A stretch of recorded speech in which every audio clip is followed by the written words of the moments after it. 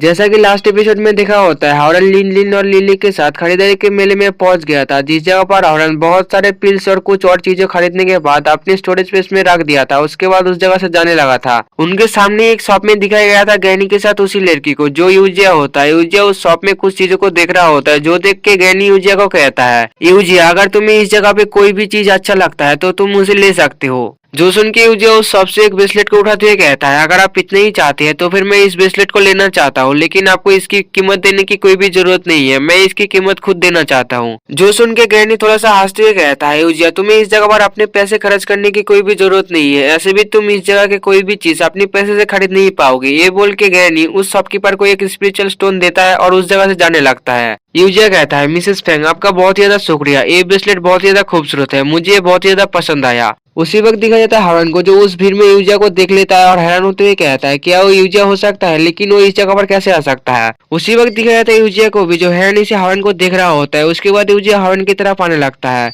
जो देख के हॉरन यूजिया से कहता है, यूजिया तुम इस जगह पर कैसे आए। जो सुन के यूजिया हॉरन को धीरे से इडियट कहता है। हॉरन कहता है, तुमने क्या कहा। उसी वक्त यूजिया हॉरन को गले लगा देता है और कहता है, तुम इडियट हो, तुम एक बहुत ही बड़ा इडियट हो। यूजिया को ऐसा करते हुए देख के हॉरन कहता है, यूजिया तुम्हें क्या हुआ, तुम आज बहुत ही ज्यादा अजीब हरकतें कर रहे हो। उसके बाद दिखाई जाता है यूजिया को, जो रो रहा होता है और कहता है, हॉरन मैं तुम्हारा इतने लंबे टाइम से इंतजार कर रहा था, लेकिन तुम मेरे इंतजार को क्यों नहीं देख पाए। उधर ही साइड में दिखाई जाता है लिन लिन को, जो उन दोनों को देखते हुए कहता है, मुझे तो लगा था हॉरन और प्रिंसेस जी का सगाई हो चुका है, तो फिर वो लड़की इस जगह पर हॉरन के साथ ऐसा क्यों कर रहा है। क्या ये कोई लव ट्रायंगल हो सकता है। उसी जगह के और कुछ लोग भी कहता है, वो लड़की बहुत ही बुरी तरीके से रो रहा है, ये इसलिए हो सकता है क्योंकि उस लड़के ने उस लड़की के साथ कुछ धोखा किया होगा। दूसरा कहता है, हाँ ऐसा हो सकता है, ऐसे लड़के हमेशा ही ऐसी भोली वाली लड़कियों को फंसा के उनके साथ खेलने के बाद उन लोगों को छोड़ देता है। उन लोगों की बातों को सुन के यूजिया बहुत ही ज्यादा शर्मा जाता है और हॉरन को और भी कस के गले लगाते हुए कहता है, तो फिर ऐसा क्यों हुआ। मैं हमेशा ही अपने लिटिल एल्डर ब्रदर से प्यार किया था, लेकिन तुमसे मिलने के बाद तुमने धीरे धीरे मेरी दिल में उनकी जगह को बना लिया,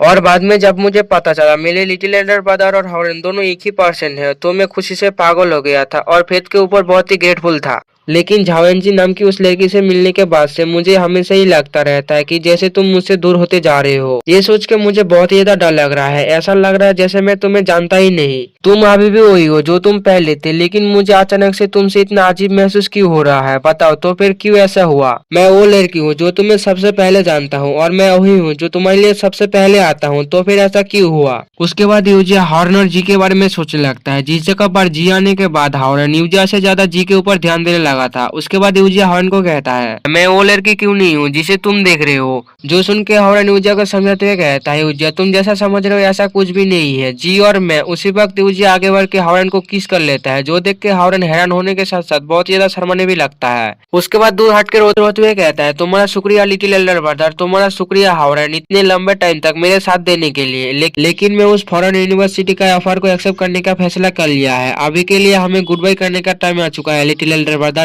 ये बोल के यूजिया उस जगह से जाने लगता है, जो देख के हॉरन यूजिया को रोकने की कोशिश करता है। उसी वक्त उसके सामने गैनी आ जाता है और उसे रोक देता है और कहता है, उसे कुछ देर अपने आप पे अकेला रहने दो। और लड़के अगर तुमने दोबारा यूजिया की दिल तोड़ने की कोशिश की तो फिर अगली बार मैं तुम्हें नहीं छोड़ूंगा, इस बात को याद रखना। ये बोल के अपने पावर से उस जगह पर एक क्लाउड ले आता है और यूजिया के साथ उसके ऊपर चढ़ के उस जगह से चलने लगता है। ग्रैनी की पावर देख के उस जगह के सभी लोग बहुत ज्यादा हैरान हो चुका होता है और कहता है, वो ऑलरेडी तो एक मोटल टर्निंग लेवल का कल्टिवेटर था। आज के खरीदारी में तो बहुत ही पावरफुल लोग इस जगह पर आए थे। हॉरन को भी दिखाया जाता है, जो यूजिया को ही जाते हुए देख रहा होता है। उसके बाद लिली और लिलिन के साथ हॉरन अपनी होटल में वापस आ जाता है। हॉरन अपने रूम में जाने लगता है और उन दोनों से कहता है, तुम लोग अभी तक इस जगह पर क्या कर रहे हो, क्या तुम लोग वापस नहीं जाने वाले। जो सुन के लिली और लिलिन रोने का नाटक करते हुए कहता है, हॉरन तुम बहुत ज्यादा क्रूर हो, यहाँ तक कि तुम्हारे अंदर इतना ज्यादा हिम्मत है कि हम जैसे दो मासूम लड़कियों को इतनी रात में बाहर जाने को कह रहे हो। जो सुन के हॉरन भी समझ जाता है और कहता है, अच्छा ठीक है, तुम लोग भी अंदर आ सकते हो, अब रोना बंद करो। जो सुन के वो दोनों बहुत ज्यादा खुश हो जाता है और हॉरन को शुक्रिया कहता है। उसके बाद हॉरन उन दोनों से कहता है, मैं सोफे पर सो जाऊंगा, तुम दोनों बेड पर सो जाओ। उसी वक्त वो दोनों बड़ी स्पीड में अपने कपड़े बदल के टॉवल लपेट के हॉरन को कहता है,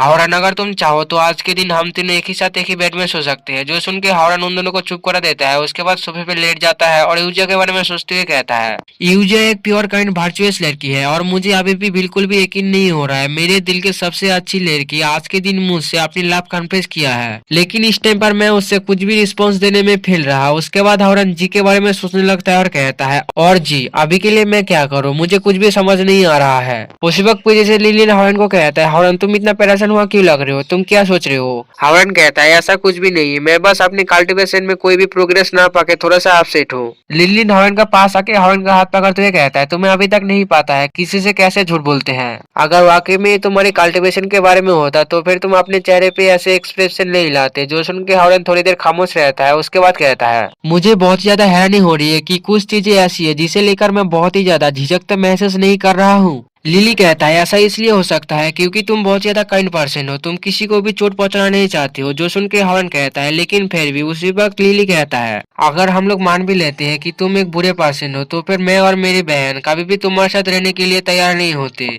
हॉरन कहता है, तो फिर मैं आप क्या कर सकता हूँ। उसी वक्त लिटिल वाइट भी स्टोरेज पे से बाहर निकल के लिली के पास आ जाता है। लिली कहता है, अगर तुम इसे समझ नहीं पा रहे हो तो तुम इसे बस रहने दो, इसे तुम समझना छोड़ दो।